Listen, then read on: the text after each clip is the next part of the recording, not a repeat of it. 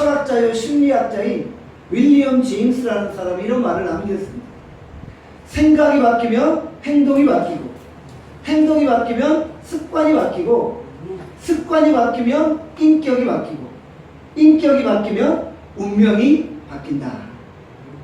결국 생각이 바뀌면 운명이 바뀌고 인생이 바뀐다는 의미죠. 생각은 자기만의 편견이요 한계라는 것이죠. 내 자신의 한계를 깨고 편견을 깨고 새롭게 나아갈 때 인생은 변화되어진다.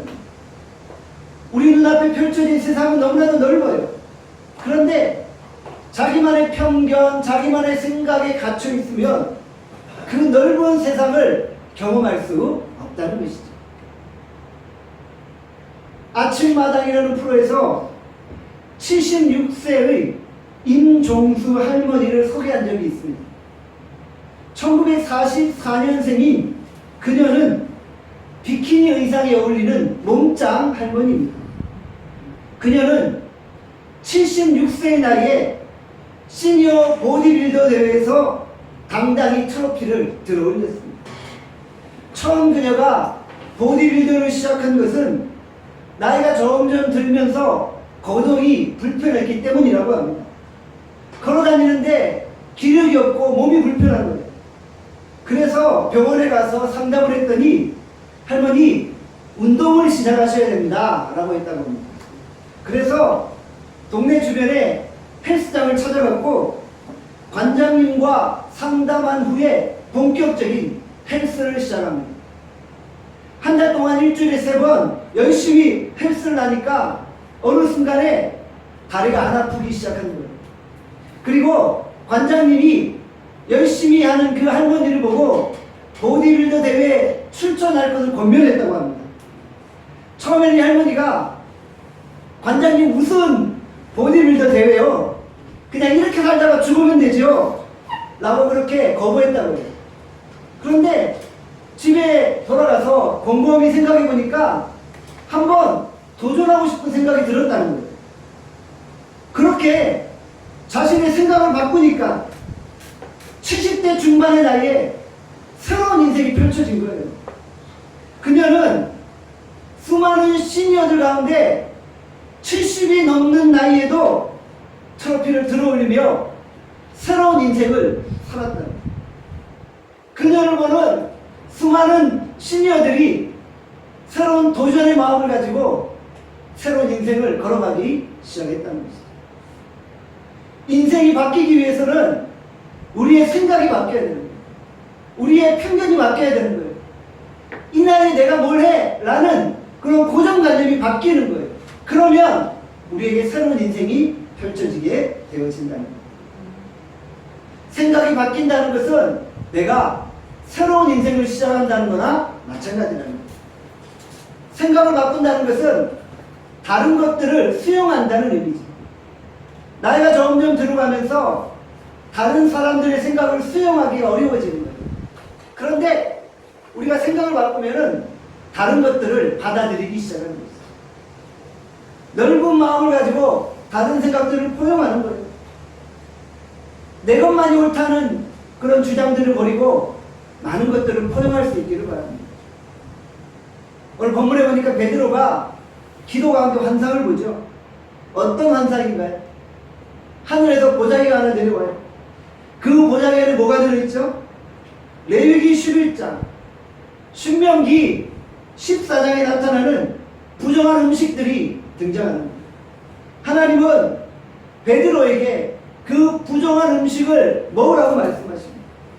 그러나 베드로는 하나님 먹을 수 없습니다 라고 거부하고 있죠. 베드로가 지금 자기 생각에 갇혀있는 거예요. 자기의 편견에 갇혀있는 거예요.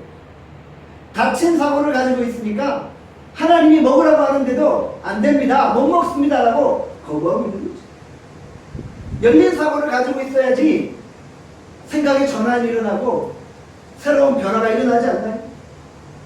사고의 전환이 일어나지 않으면 변화에 적응하기 어려워요. 새로운 인생을 살 수가 없습니다. 오늘 본문에 나타난 베드로에게도 사고의 전환이 필요했던 것입니다. 지금까지 아직까지는 베드로가 사고의 전환을 이루지 못해서 당황하고 있어요.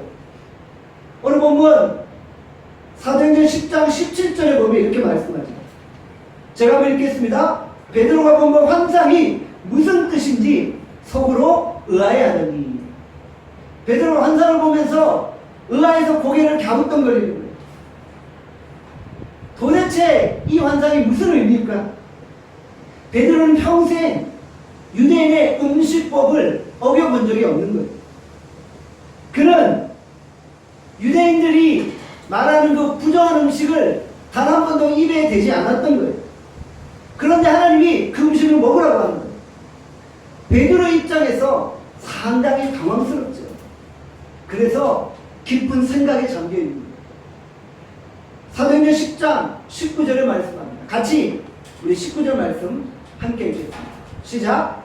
베드로가 그 환상에 대하여 생각할 때에 성령께서 그에게 말씀하시되. 베드로가 환상을 생각하죠? 생각하고 있는데 성령께서 말씀하십니다. 성령께서 그 의미를 가르쳐 주시는 거예요. 생각과 성령의 역사가 동시에 나타나고 있는 거죠. 이 환상을 통해 하나님이 말씀하시는 게 뭘까 생각하고 있는 거예요. 그리고 생각하면서 기도하니까 성령께서 동시에 말씀하고 계십니다. 성령은 우리를 생각하게 만듭니다. 이 생각은 기말하거나 독특한 생각을 말하는 것이 아니라 바로 하나님의 뜻이 무엇인지를 생각하는 거예요. 하나님의 섭리가 무엇인지를 생각하는 거예요. 사랑하는 여러분 인생에서 어떤 예기치 않은 일들이 발생할 때 생각하셔야 돼요. 갑자기 내 인생에 사건과 사고가 일어났어요. 그러면 그냥 재수가 없어서라가 아니라 생각하는 거예요. 왜 내 인생에 이런 일이 일어났나? 왜 내가 이런 어려움 가운데 있는가 생각하는 거예요.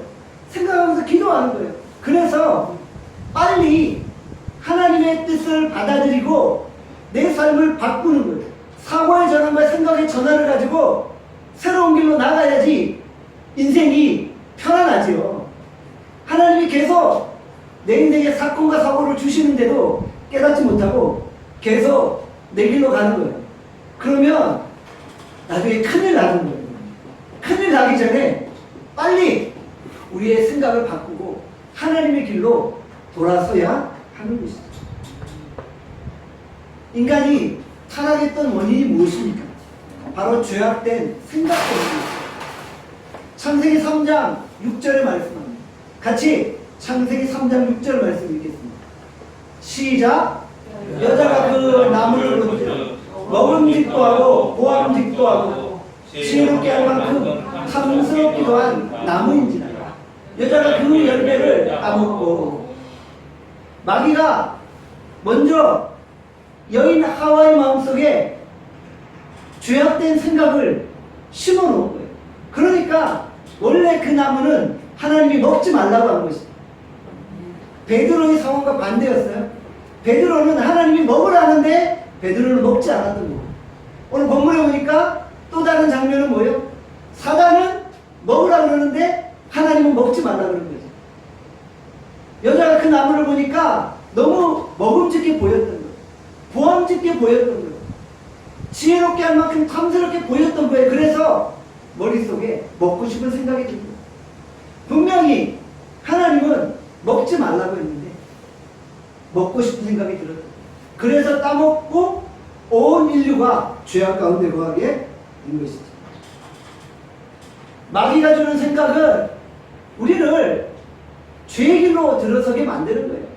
그러니까 우리가 우리의 생각을 붙잡아야 되는 거예요. 우리의 생각을 하나님의 생각으로 고정해야 되는 거예요. 그리고 우리의 생각 안에 마귀의 생각이 들어올 때는 그것들을 거부해야 한다는 거예요. 성령은 우리에게 아버지의 생각을 하게 하고 성령은 우리에게 아버지의 뜻대로 우리를 걸어가게 한다는 거예요. 로마서 12장 3절의 말씀입니다. 같이 로마서 12장 3절 말씀 함께 읽겠습니다. 시작. 내게 주신 은혜로 말하며 너희 각 사람에게 받으며 마땅히 생각할 그 이상의 생각을 품지 말고 오직 하나님께서 각 사람에게 나누어 주신 믿음의 분량대로 지혜롭게 생각하라. 무슨 말씀이에요? 마땅히 생각할 것 그 이상을 생각하지 말라. 쉽게 말하면 망상과 헛된 잡념에 빠지지 말라는 거예요. 헛된 상상과 공상에 빠지지 말라는 거예요. 내 마음이 그저 이끌리는 대로 생각하며 살지 말라는 거예요. 지혜롭게 생각하고 믿음의 분량을 따라 생각하는 거예요. 그렇게 해서 우리의 생각을 붙잡아야 되는 거예요. 우리가 죄악된 생각에서 우리의 사고를 전환해서 믿음의 분량대로 지혜롭게 하나님의 뜻 가운데 생각하고 행동해야 한다는 것이죠. 우리의 머릿속에 부정적인 생각, 비판적인 생각, 망상과 헛된 잡념이 들 때 다 물리쳐야 되는 거예요. 여기 이런 것들은 사단이 우리에게 주는 생각입니다. 인생을 살다 보면 어려움들이 있어요. 그러면 우리의 마음 가운데 무슨 생각이 들어요? 아, 그냥 포기하고 싶어. 난 안 돼. 난 못해. 난 할 수 없어. 나는 가난해. 나는 부족해. 나는 우둔해. 나는 그런 부정적인 생각이 계속 나를 사로잡는 거예요. 여러분들 이런 생각을 다 버리시기를 바랍니다. 이것은 하나님이 주시는 생각이 아니에요. 이것은 사단이 우리를 짓누르는 생각이라는 거예요. 여러분 안에 이런 생각들이 다 떠나가기를 원합니다. 여러분의 마음속에 나는 할 수 있어. 나는 잘할 수 있어. 나는 가능해. 하나님이 나와 함께 하셔. 나는 하나님의 자녀야. 나는 영적으로 부유한 자야. 나는 풍성한 은혜로 충만해. 나는 이런 생각으로 가득 차기를 원합니다. 그런데 우리의 생각을 하나님께 올려드리고 하나님이 원하시는 생각을 우리가 충만히 간직하는 거예요. 그래야지 우리 인생에 변화가 있는 줄 믿습니다. 여러분들 우리 안에 우리를 죽이는 생각들은 다 벗어버리기를 원합니다. 우리를 살리는 생각으로 충만할 수 있기를 원합니다. 빌립보서 4장 8절의 말씀. 우리 함께 빌립보서 4장 8절 말씀 읽도록 하겠습니다. 시작.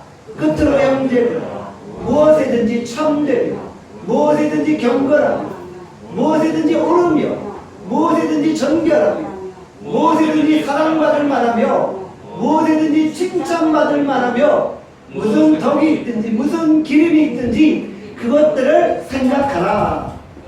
사랑하는 여러분, 뭘 생각하라고요?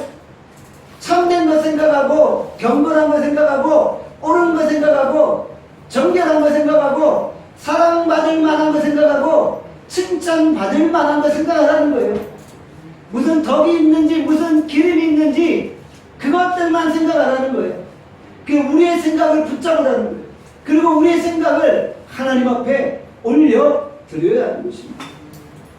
여러분들 우리가 부정적인 생각에 사로잡히는 것이 아니라 하나님의 생각, 하늘의 생각에 사로잡혀야지 우리 인생에 변화가 있는 줄 믿습니다. 생각이 바뀌면 인생이 바뀌고 하나님의 역사를 경험할 수 있는 것입니다. 오늘 여러분의 생각이 바뀔 수 있기를 원합니다. 우리 안에 있는 모든 죄악들을 다 벗어버리고 우리가 하나님의 거룩한 생각들 할 수 있기를 간절히 소원합니다. 오늘 보면 사도행전 10장 19절에서 20절에 이렇게 말씀합니다. 같이 19절에서 20절 말씀 함께 읽겠습니다. 시작.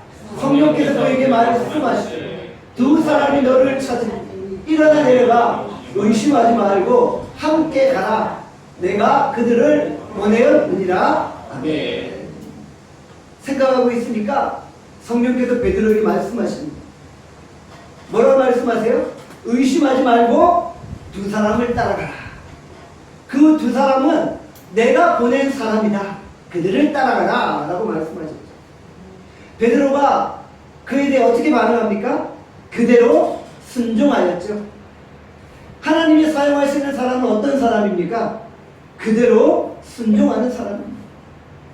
하나님은 이해가 되건 이해가 되지 않건 관계없이 그대로 순종하는 사람을 사용하시는 거예요.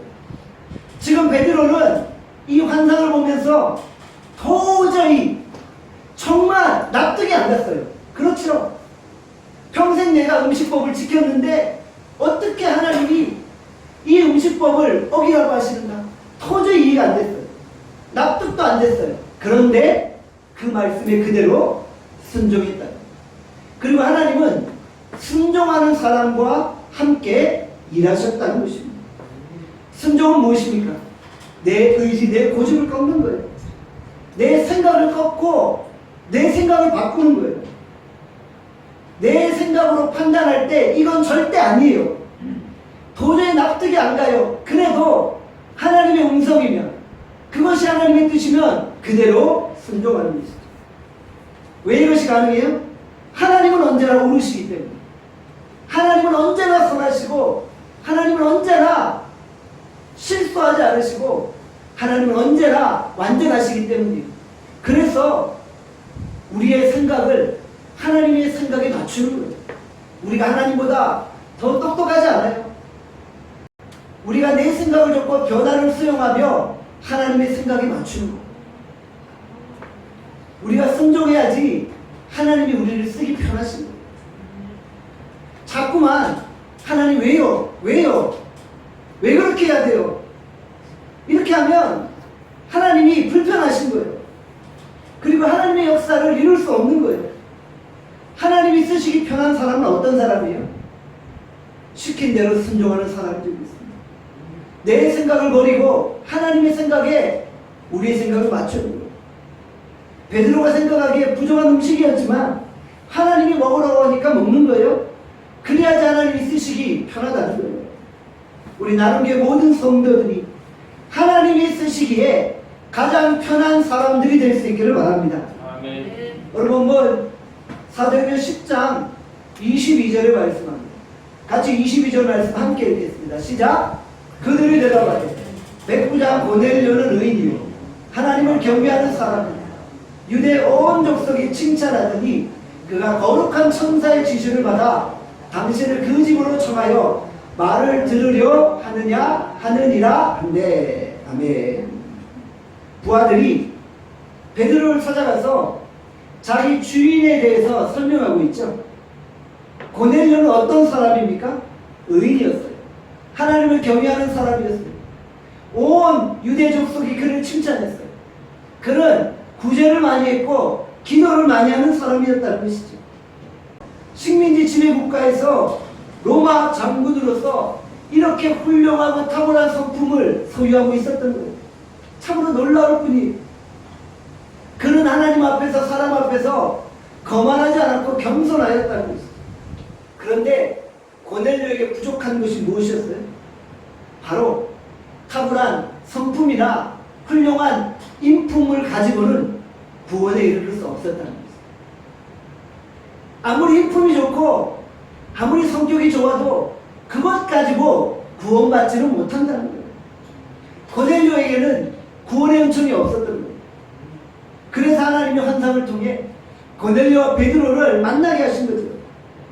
이후에 베드로를 통해 구원의 복음을 듣고 고넬료는 구원의 반열에 오르게 된 것입니다.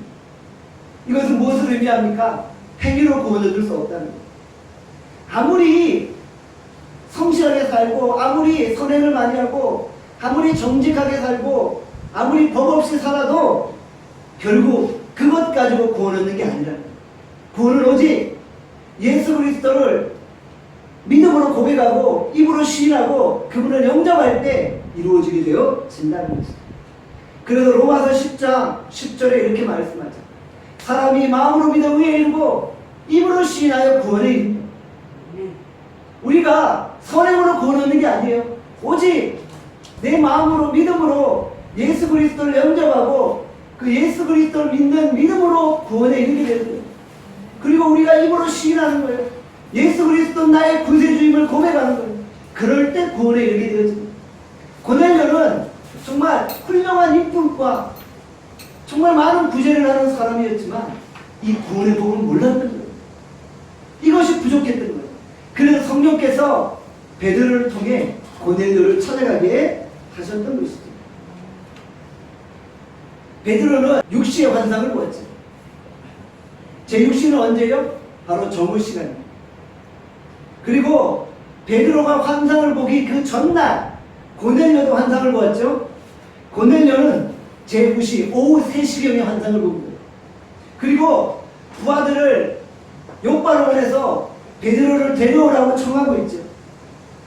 3시에 환상을 봤어요. 오후 3시에. 그러니까 오후 5시나 6시경에 이제 부하들을 보냈겠죠. 준비를 시켜서. 그 당시 교통편이 상당히 안 좋았기 때문에 가이사랴에서 요바까지 도보로 12시간 이상 걸리는 거리였어요. 두 종은 고넬료의 명령을 받고 지체 없이 12시간을 달려간 거예요. 그리고 베드로가 정오에 기도를 마칠 때쯤 두 종을 만나게 되었습니다. 이것은 무엇을 의미합니까? 환상을 보자마자 지체하지 않고 고넬료는 즉시 두 종을 보냈다는 거예요. 그만큼 고넬료도 하나님의 음성에 순종하고자 하는 마음이 있었다는 거죠. 하나님의 음성이 들릴 때 지체하지 않고 달려갔다는 거죠. 하나님의 강력한 계획 가운데 결국 베드로와 두 종이 먼저 만나게 되었죠. 이 만남도 하나님이 계획하신 만남이었다는 거예요. 그리고 그들은 요바에 하루 유숙하고 다음 날 베드로와 함께 가이사랴로 출발하게 됩니다. 베드로가 가이사랴로 가는 동안에 요바에서는 어떤 일이 있었는가? 오늘 보면 사도행전 10장 24절의 말씀입니다. 우리 24절 말씀 또 함께 읽겠습니다. 시작. 이튿날 가이사랴에 들어가니 고넬료가 그의 친척과 가까운 친구들을 모아 기다리더니. 지금 베드로가 가이사랴로 가고 있어요. 고넬료는 자기 친척들과 가까운 친구들을 집으로 불러 모았어요. 그리고 베드로가 오면 베드로의 말씀을 들으려고 기다리고 있습니다. 이게 뭔가요? 붕회를 준비하고 있는 거예요. 베드로가 오면 말씀을 들을 수 있도록 지금 붕회 자리를 마련한 거예요. 고넬료는 한 사람이라도 말씀 듣게 하려고 한 사람 한 사람 다 끌어모은 거예요. 고넬료의 말씀에 대한 갈급함과 간절함을 느낄 수 있지 않나요? 고넬료는 하나님이 보내신 사람 베드로를 만나기를 학수고대하며 기다리고 있었던 것이죠. 그리고 말씀에 대한 사모함과 기다림이 있었던 것입니다. 시편 기자가 고백하죠. 사슴이 시냇물을 찾기에 갈급함같이 내 영혼이 주를 찾기에 갈급하나니. 지금 고넬료의 그 마음이 그러했다는 거예요. 주의 말씀을 사모했어요. 내가 뭔가 열심히 선행을 하고 구제를 했지만 구원에 이르지 못하는 거예요. 그런데 이 구원에 관한 그 하나님의 그 음성을 듣기를 원하였고 그 하나님의 음성 앞에 그가 철저하게 사모함으로 나아갔다는 것이죠. 그런데 우리에게도 이런 말씀에 대한 사모함이 있기를 원합니다. 우리에게도 은혜에 대한 사모함이 있기를 원합니다. 오늘 우리가 주께서 주시는 은혜를 사모하고 시냇물을 찾는 사슴과 같은 마음으로 주 앞에 엎드릴 수 있기를 간절히 소원합니다. 오늘 본문 사도행전 10장 25절의 말씀, 또 25절 말씀 함께 읽겠습니다. 시작. 마침 베드로가 들어올 때 고넬료가 맞아 발 앞에 엎드려 절하니. 여기서 절하다는 프로쉐키네이션이, 이것은 경배하다라는 의미입니다. 예배하다라는 의미입니다. 이것은 신하가 황제 앞에 엎드려서 절하는 모습이다. 최고의 경애와 최고의 존경을 표하는 그런 모습이라는 것입니다. 고넬료는 하나님이 보내신 종 베드로 앞에서 철저하게 절하고 철저하게 경배하고 있는 것입니다. 고넬료는 하나님이 보내신 종 베드로에게 엎드리고 있다는 것입니다. 고넬료는 베드로를 통해 하나님의 말씀 듣기를 원하고 있습니다. 은혜를 사모하는 고넬료의 모습을 볼 때 우리가 큰 도전을 받지 않습니다. 우리는 하나님의 말씀을 듣기를 사모해야 합니다. 하나님의 말씀을 듣기를 간절히 바라봐야 됩니다. 우리가 하나님의 말씀을 듣는 자세가 어떠해야 됩니까? 데살로니가전서 2장 13절의 말씀합니다. 같이 데살로니가전서 2장 13절 함께 읽겠습니다. 시작. 이러므로 우리가 하나님께 끊임없이 감사함은 너희가 우리에게 들은 바 하나님의 말씀을 받을 때 사람의 말로 받지 않으고 하나님의 말씀으로 받으니 진실로 그러하도다. 이 말씀이 또한 너희 믿는 자 가운데에서 역사하느니라. 말씀을 들을 때 사람의 말로 받지 아니하고 하나님의 말씀으로 받는 거예요. 이렇게 할 때 믿는 자들의 마음속에서 말씀이 역사하는 거예요. 그냥 그 말씀을 인간의 말로 받으면요, 아무런 변화의 역사도 일어나지 않는 거예요. 근데 그 말씀이 하나님의 말씀이라고 고백할 때 그 말씀을 사모하게 되고 그 말씀을 간절히 찾게 되고 그럴 때 그 말씀이 내 안에 역사하게 되어집니다. 지금 고넬료가 그러했다. 말씀을 듣는 그 자세가 너무나도 간절했다는 것입니다.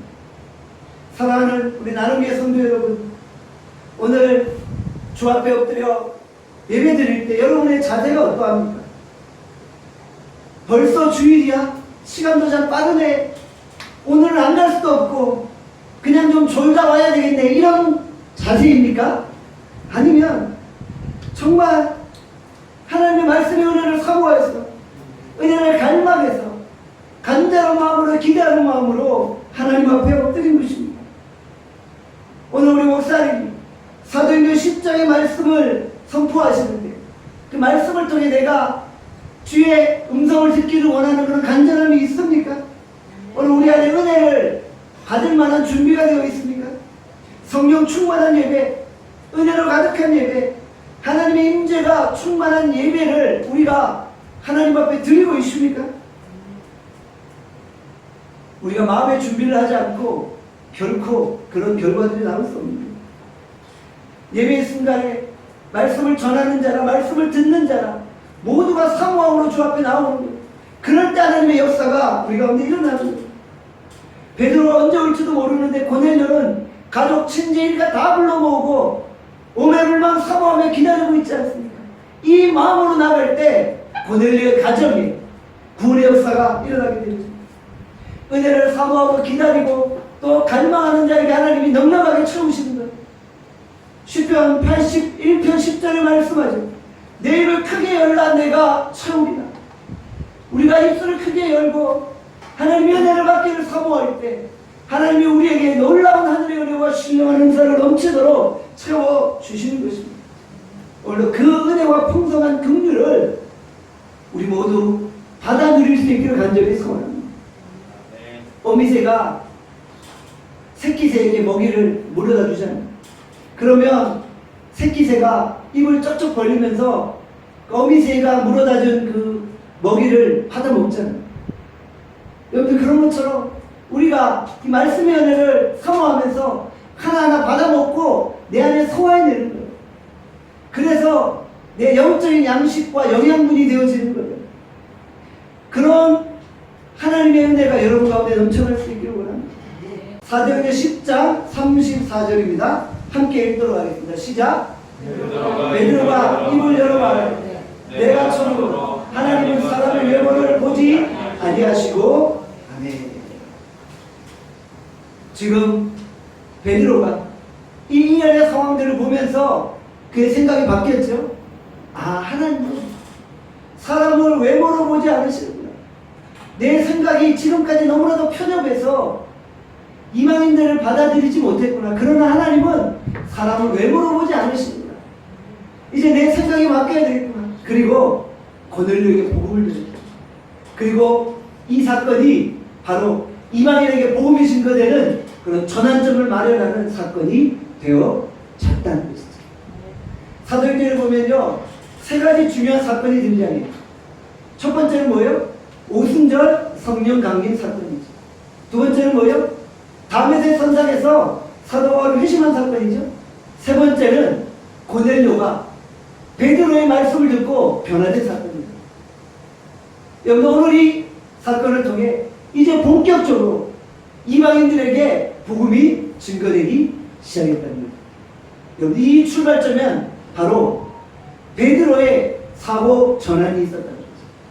생각이 바뀌면요, 인생이 바뀌고, 생각이 바뀌면 한 나라가 바뀌고, 생각이 바뀌면 구원의 역사가 바뀌는 거예요. 오늘 우리가 우리의 생각에 갇혀있지 않고 우리가 기도 가운데 하나님의 생각을 하는 거예요. 그리고 하나님의 뜻을 품는 거예요. 그리고 하나님의 음성 앞에 귀를 기울이는 거예요. 오늘 이 아침 우리가 하나님의 생각을 가지고 하나님의 뜻을 구하며 하나님이 허락하시는 새로운 인생을 살 수 있기를 간절히 소원합니다. 아멘. 기도하겠습니다.